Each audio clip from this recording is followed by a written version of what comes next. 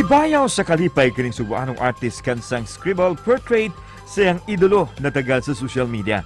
Ang nakatagal sa iyang obra walay lain pa kundi ang NBA legend nga si Scottie Pippen.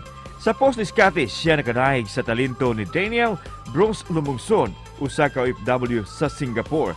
Gawas ni Scottie, ubay-ubay nga mga sikat nga personalidad ang nabuhatan og scribble portrait ni Daniel.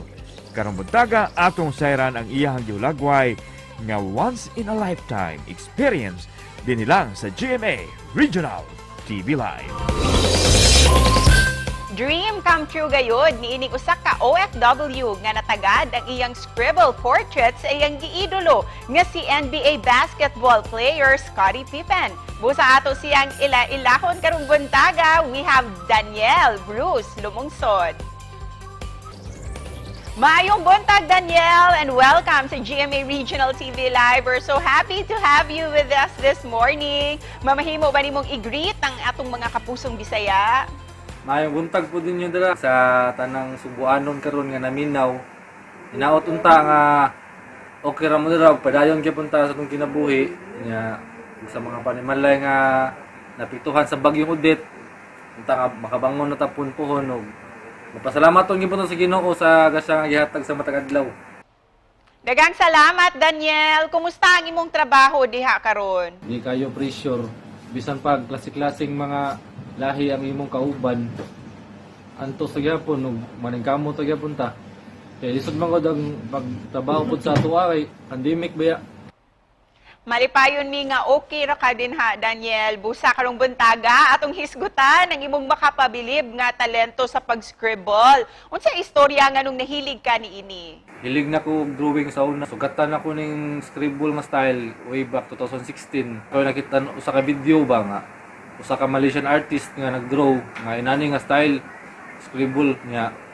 Na-amaze lang ko siyang buhat. Ako gi-practice ako galingon kung kaya ba nako. Then nag-practice ko pipila ka tuig nga inana nga style ang scribble. Then abot sa time nga nang mission ako sa atoa. Start kong commission artwork sa atoa kay 2020. Daniel, for the information sa ato ang mga viewers, unsa ning scribble art? Unsay nakalahi niini compared sa ubang art? Ang scribble para sa kuha kay is composed of random and abstract lines nga resulta siya og sketchy artwork.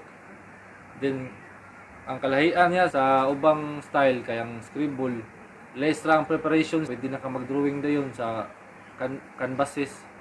Then ang kaysa sa ubang art manggod kailangan pa ka grid patterns para sundan sa imong art. And talking about scribble, aduna kay gi-scribble nga basketball legend si Scottie Pippen nga iyang natagad gayud. Wow! Busa, can you share with us kung sa story about this? Ang story ko lang niya kay quarantine mi ato sa Manila. Nya padong mi ato 14 days man mi quarantine dito. Then kanang gilaay man ko ato nga time. Gusto lang sa kumalingaw og galingon, mo to na plano ko nga mag-drawing. Then ang problema ato is kinsa akong drawingon. Then nag-open ko sa Instagram account nako. Then siya man una nakita na ko nga dugay naman ko follower niya sa social media sa una pa kay nag-idol man sa niya sa una kay back up ni Jordan. Kama ko man sad. Sa una pa ba, imo na yung giidolo si Scottie Pippen? Oo, nag-idol na ko niya itong pag high school na ko kay nakita ko siyang highlights ba.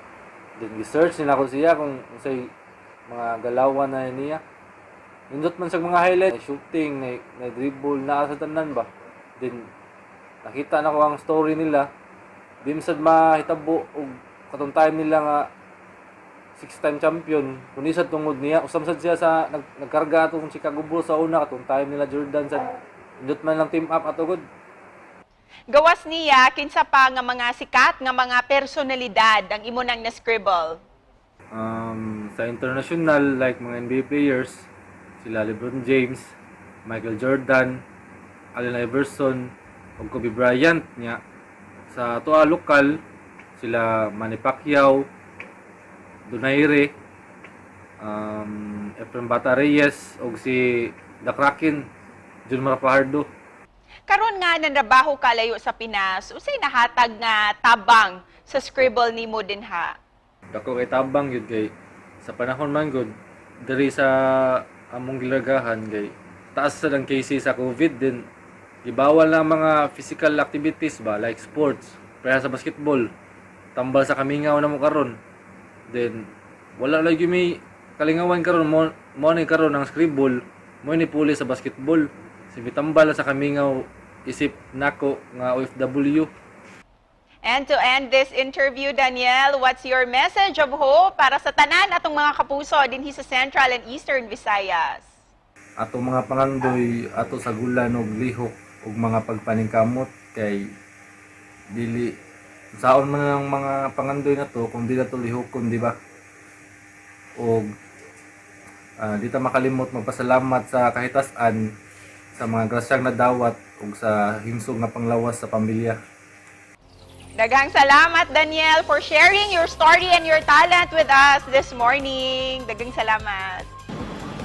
Salamat po kayo sa higayon nga inyong gihatag sa ako og maayong buntag kanyong tanan dira.